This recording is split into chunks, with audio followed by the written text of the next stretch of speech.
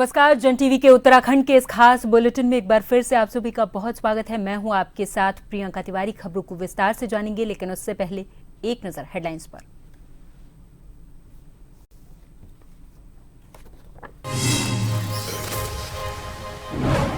मुख्यमंत्री धामी के विपक्ष भी हुए कायल। कांग्रेस विधायक बिष्ट ने लगाए धामी जिंदाबाद के नारे। चौखुटिया में कार्यक्रम के दौरान दिखा नजारा।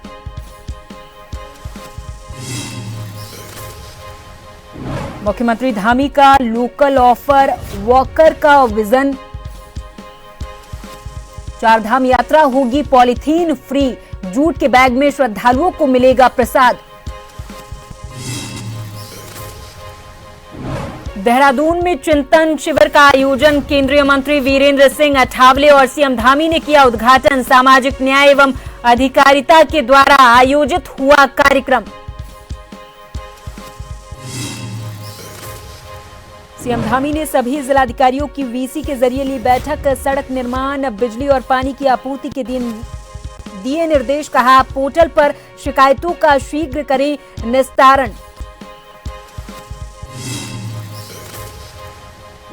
और दून पुलिस ने नशा तस्करों के मंसूबे किए नाकाम। 6 लाख रुपए की 21.45 ग्राम स्मैक के साथ 2 गिरफ्तार। हरिद्वार से खरीद कर लाए थे दोनों।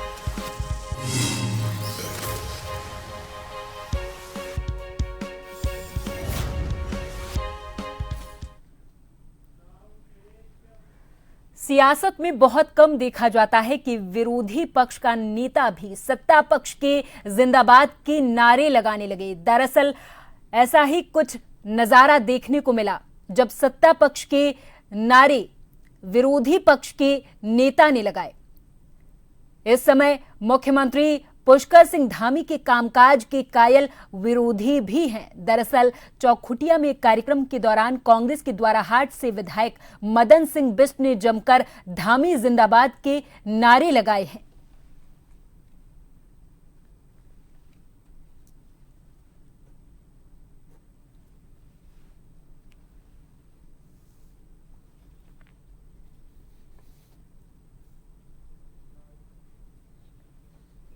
देखिए, हमारा संकल्प है समेकित रूप से विकास करना।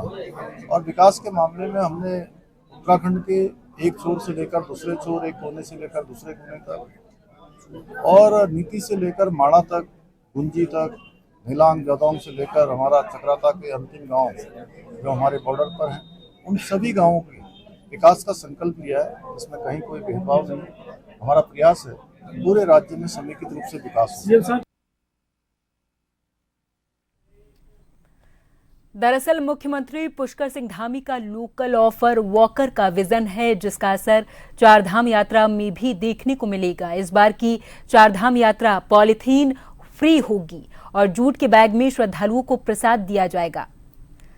बीकेटीसी के मुख्य कार्यकारी अधिकारी विजय प्रसाद थपलियाल ने जानकारी दी और बताया कि इस बार चारधाम यात्रा में लोकल फॉर वोकल का असर दिखने वाला है।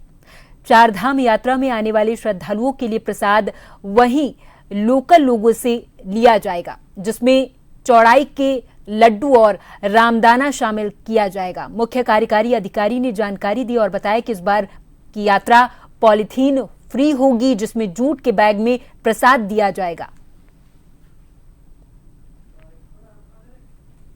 देखिए, लोकल फॉर वोकल का जो हमारे राज्य सरकार का विजन है, माननीय प्रधानमंत्री, माननीय मुख्यमंत्री जी का भी विजन है कि जो लोकल फॉर वोकल को प्रमोट किया जाए। तो हम लोगों ने इस बार ये डिसीजन लिया बीकेटीसी ने कि जो हमारे जो प्रसाद हैं वो वहीं लोकलाइट से लिया जाएंगे। जैसे चौलाई हो गया इनके, और रामदाना हो गया, इनके लड्डू और बिस्कुट हम क्या करेंगे कि प्रसाद के रूप में चढ़ाएंगे। साथ ही साथ जो हमारे बैग्स हैं, जो पॉलीथीन को बैन करने, ग्रीन यात्रा 2025 की जो हमारी रजा जयंती वर्ष भी है, जिस ग्रीन यात्रा को प्रमोट करने के लिए हम जूट के बैग से ही प्रसाद वितरण करेंगे। इसके लिए हमने अपने स्टाफ को प्रशिक्षण भी किया। बीकेटीसी ने लगभग 30 स्टाफ को हमने फर्स्ट फेज में हमने इन्हें दक्ष किया है, और सेकंड फेज में हमारे 40 और 50 स्टाफ हम इसे दक्ष करेंगे। और जितने भी वेंडर्स हैं वहाँ पे बद्रीनाथ और केदारनाथ में, हम सभी को कहेंगे कि आप कोई भी पॉलीथीन का प्रयोग न करें। सारे लोग हैं जूट के बैग्स खरीदेंगे और जूट के बैग में ही जो प्रसाद श्रद्धालुओं को दिए जाएंगे। सामाजिक न्याय और अधिकारिता मंत्रालय के द्वारा देहरादून में चिंतन शिविर का आयोजन किया गया था। 2 दिन का ये राष्ट्रीय समीक्षा सम्मेलन देश भर के विशेषज्ञों और हितधारकों को एक साथ मंच पर लाया है।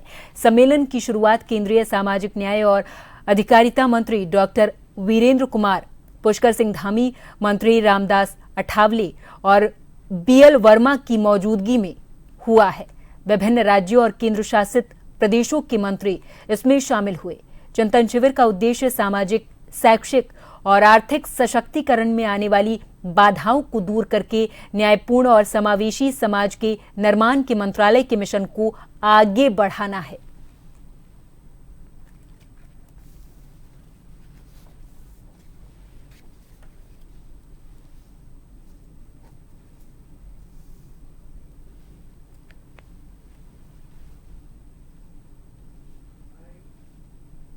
ये हमारे राज्य के लिए बहुत गौरव का विषय है कि आज हमारे यहाँ सामाजिक न्याय जैसे महत्वपूर्ण विषय पर राष्ट्रीय चिंतन शिविर का आयोजन किया जा रहा है।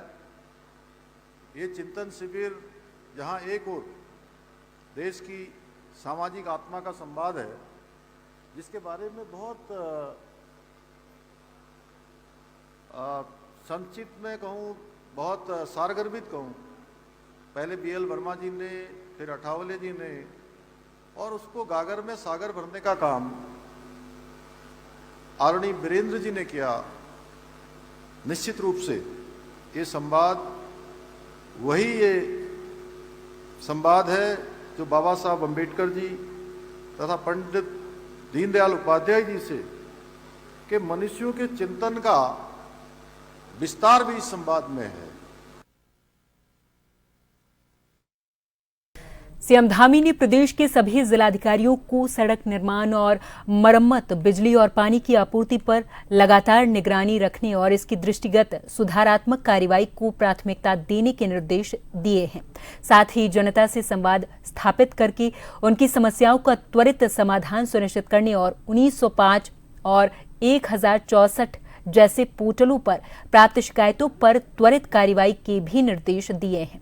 श्रद्धालुओं की हर संभव सुविधा की दृष्टिगत चारधाम यात्रा मार्ग पर विशेष ध्यान देने, वनाग्नि की रोकथाम, बरसाती नालों की सफाई और आपदा की स्थिति में त्वरित कार्रवाई सुनिश्चित करने के भी जिलाधिकारियों को निर्देश दिए हैं। साथ ही अवैध अतिक्रमण, अवैध मदरसों पर विशेष अभियान चलाने, सभी विभागीय कार्यों की मॉनिटरिंग, सत्यापन अभियान में तेजी लाने और स्थानीय प्रशासन के साथ तालमेल बढ़ाने के संबंध में भी आवश्यक दिशा निर्देश दिए हैं।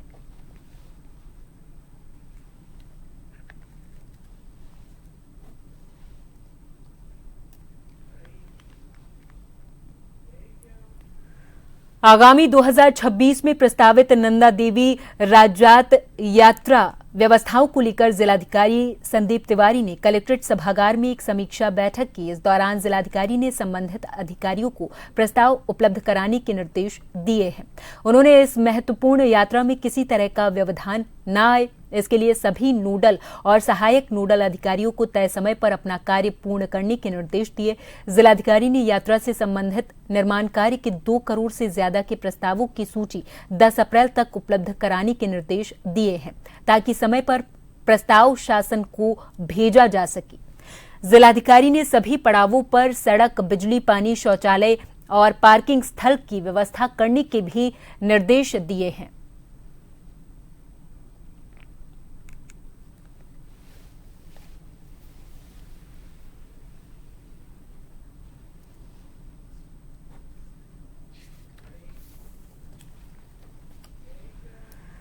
चंपावत जिले में स्थित सिखों के प्रसिद्ध तीर्थ स्थल रीठा साहिब की यात्रा शुरू हो गई है। देश और विदेश से बड़ी संख्या में सिख श्रद्धालु रीठा साहिब पहुंचने लगे हैं। सोमवार को पंजाब के अमृतसर से रीठा साहिब पहुंचे 206 सिख तीर्थयात्रियों के दल ने लधिया और रतिया नदी के संगम में स्नान करके रीठा साहिब गुरुद्वारा के दर्शन कर मीठे रीठे का प्रसाद लिया है। सिख तीर्थ यात्रियों ने बताया कि 206 यात्रियों का दल पंजाब से रीठा साहिब गुरुद्वारा के दर्शनों के लिए आया था। यात्रा काफी शांतिपूर्ण सकुशल संपन्न हुई है। सभी यात्रियों ने गुरुद्वारा साहिब के दर्शन किए हैं और कहा कि अब पूरी संगत नानकमत्ता गुरुद्वारा साहिब के दर्शन कर वापस पंजाब को लौट जाएगी।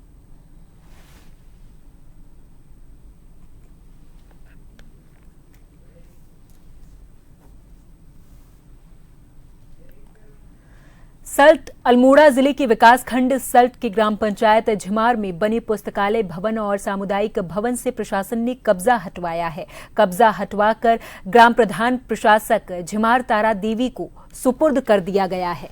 ग्राम पंचायत झिमार के पुस्तकालय भवन और सामुदायिक भवन पर पिछले 13 सालों से सामाजिक समिति के द्वारा अवैध रूप से कब्जा कर लिया गया था।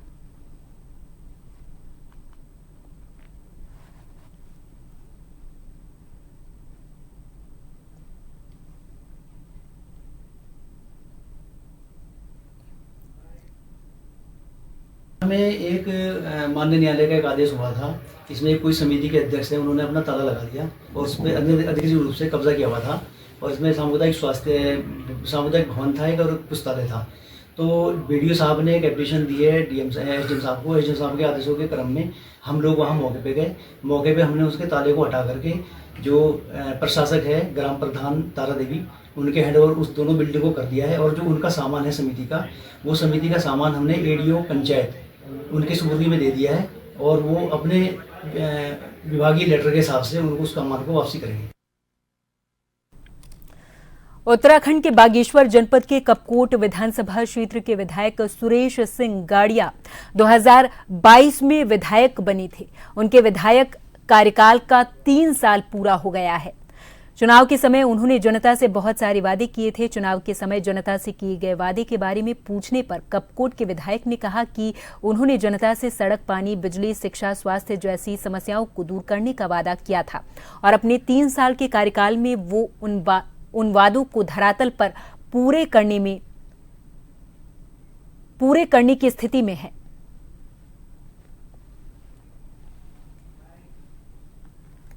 जो वादे हमने जनता से किए थे 2022 के जो इलेक्शन में, तकरीबन हमने वो काम धरातल पर पूरे करने की स्थिति में है।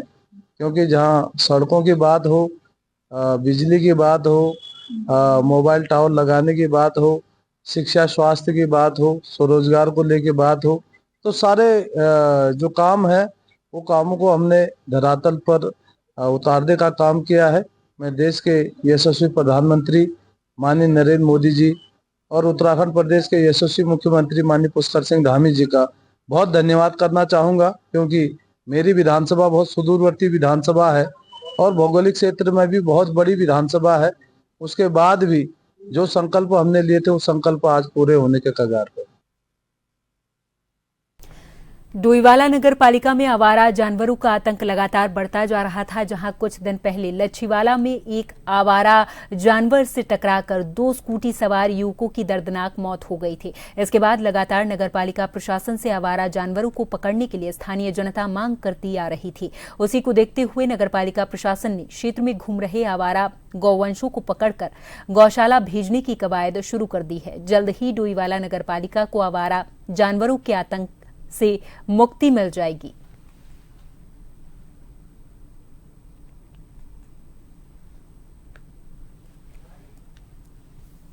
द्वारा पूर्व में भी 126 से अधिक निराश्रित गौवंश को नजदीकी गौशालाओं में शरण दिलवाई गई थी। बीच में कुछ कारणवश से यह अभियान रुक गया था, जिसमें अभी दोबारा से नगर पालिका द्वारा अभियान चलाकर दुधली स्थित गौशाला में इनको भिजवाया जा रहा है। वाल्मीकि समाज में पिछले कई सालों से सरपंच का पद खाली होने के चलते आज राजेश चौधरी को सर्वसम्मति से वाल्मीकि समाज का सरपंच बना दिया गया है। सरपंच ने कहा कि मैं प्रत्येक चौधरी के पद के नीचे लोगों की टीम गठित करूंगा, जो प्रत्येक क्षेत्र में जाकर समाज में आज शिक्षा, नशा, बेरोजगारी के ऊपर काम करेंगे। और हमारे समाज क्योंकि अब शिक्षा पाने के बाद उच्च पद पर आसीन है उनसे संपर्क साधने के बाद और अशिक्षित और शिक्षित युवाओं को मार्गदर्शन देने के लिए प्रेरित करते रहेंगे।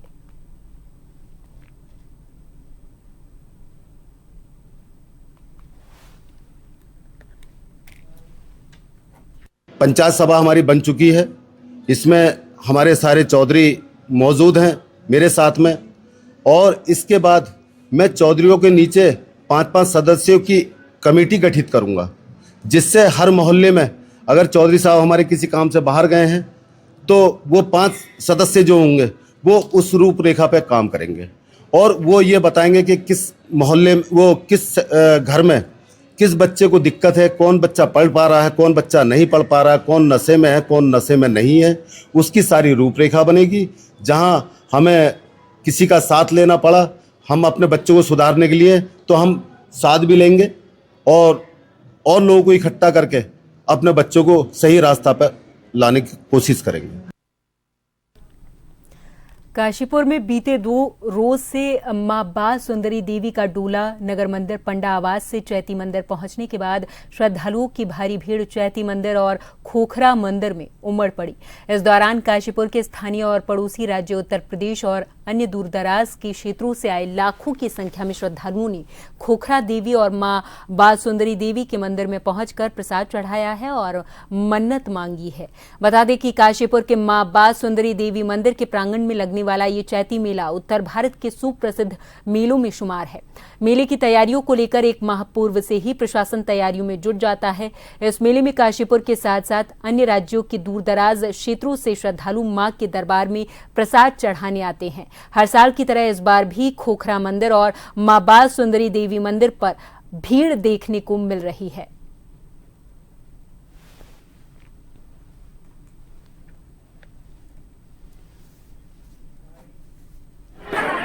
यहाँ पर बहुत सारी देवियां अपने सिद्ध रूप में विराजमान है।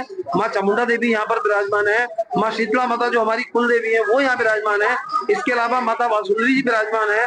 पूरे चैत्र नवरात्र के पक्ष में माता बाल सुंदरी जी अपने भवन में विराजमान रहती है।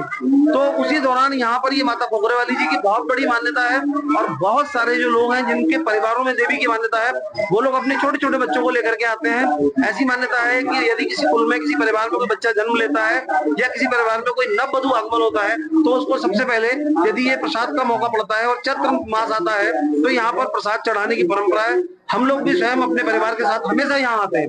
इसमें पुलिस द्वारा सारे सुरक्षा के मेजर्स लिए गए हैं। इसमें मेन तो जो मंदिर है, मंदिर प्रांगण में हमने बैरिकेडिंग की है। जो श्रद्धालु है उनकी लाइनिंग के लिए कि श्रद्धालु को दर्शन होने में कोई दिक्कत ना हो, इसलिए मंदिर के प्रांगण में भी ड्यूटी लगाई गई है।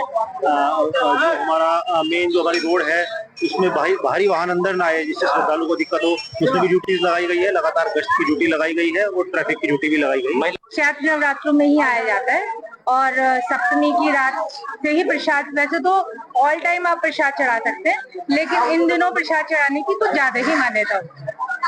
कि नई शादी होती है वो जोड़े के साथ आते हैं और जिनको मुंडन करवाना होता है वो भी आते हैं यहाँ पे, अपने उनका मुंडन वगैरह करवाने के लिए भी आते हैं। देखिए, जैसा कि माँ भगवती बाल सुंदरी का डोला कल अष्टमी मध्यरात्रि में नगर मंदिर से चल करके चैत्री मंदिर पहुंच गया था और माता जी को माँ के मठ में स्थापित कर दिया गया था और पूजा अर्चना उपरांत जो है भक्तों के दर्शनों के लिए माता जी को जो कपाट थे वो खोल दिए गए थे और कल से यहाँ काफी संख्या में, लाखों की संख्या में श्रद्धालुगण माता जी के दरबार में आ रहे हैं, प्रसाद चढ़ा रहे हैं और अपनी अपनी मनोकामना माँ से मांग रहे हैं। और आज नवमी में सुबह से ही रात्रि 1 बजे के बाद से ही काफी संख्या में श्रद्धालुगण माता जी के दर्शनों को आना प्रारंभ हो गए थे, जो कि अभी तक भारी संख्या में यहाँ पे श्रद्धालुगण माता जी के दर्शन कर रहे हैं, प्रसाद चढ़ा रहे हैं। डोईवाला वन विभाग चौकी से सत्तीवाला तक जंगलात मार्ग लंबे समय से जर्जर हालत में था। वहीं ग्रामीण कई वर्षों से इस मार्ग निर्माण की मांग शासन और प्रशासन से लेकर लोक निर्माण से करते आ रहे थे। आखिरकार अब जाकर ग्रामीणों की ये मांग पूरी हुई है। डोईवाला के विधायक बृजभूषण गैरोला ने 58 लाख की लागत से 2 किलोमीटर बनने वाले इस मार्ग का आज भूमि पूजन किया है। सड़क में बड़े बड़े गड्ढे होने के कारण मानसून सीजन के दौरान राहगीरों को बड़ी परेशानियों का सामना करना पड़ता था। वहीं अब इस सड़क के जीर्णोद्धार से ग्रामीणों ने राहत की सांस ली है।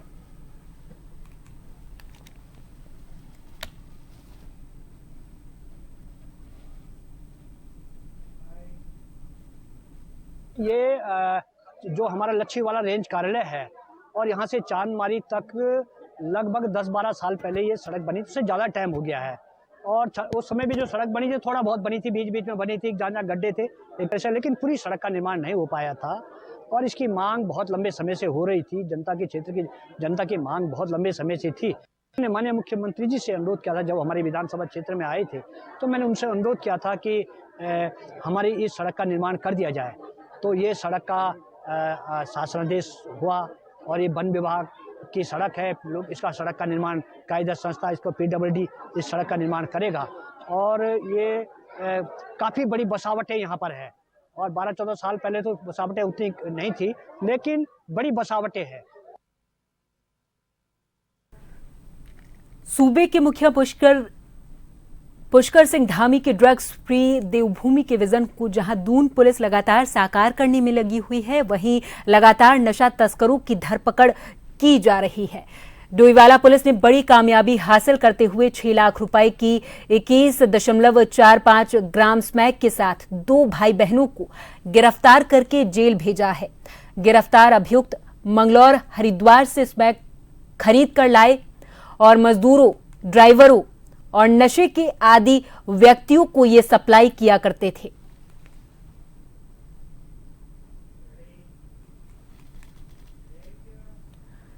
हरिद्वार जिले के भगवानपुर थाना क्षेत्र में बजरी से भरे डंपर ने एक बाइक सवार को कुचल दिया। हादसे में बाइक सवार की मौके पर ही मौत हो गई है। हादसे की जानकारी पाकर भारी संख्या में ग्रामीण इकट्ठा हो गए थे। इसके बाद जाम लगा दिया। मौके पर ग्रामीणों का आक्रोश देखकर कई थानों की पुलिस बल मौके पर पहुंच गई थे। फिलहाल पुलिस के अधिकारी ग्रामीणों को समझाने में लगे हुए हैं। और सुबह 4 दिन अपना दूध उत्पादन के लिए उसे कुचल कर मार दिया यहाँ से। और अभी सब पुलिस प्रशासन ने आया था, सबसे बात हुई, SSPDM साहब से बात हुई, ये तय हुआ, सबने कहा कि अब यार डंपर, बड़े टायर डंपर नहीं चलेंगे, खनन संबंधी वाहन कोई नहीं चलेंगे, यह आश्वासन दिया गया। अभी ये मानूबास गांव में एक डंपर की चपेट में आने से एक युवक की मृत्यु हो गई थी और उसी सिलसिले में ग्रामीण द्वारा जो है डिमांड की गई थी कि जो यहाँ पर जो भारी वाहन आते हैं, खनन के वाहन, उनको बंद किया जाए। तो संबंध में वार्ता भी की गई और इस संबंध में अधिकारियों से वार्ता करके और आवश्यक वैधानिक कार्रवाई करके इनमें बंद करवाने को लेकर आश्वासन दिया गया। और इसी के साथ इस बुलेटिन में फिलहाल के लिए मेरे साथ बस इतना ही। आप देखते रहें जन टीवी। नमस्कार।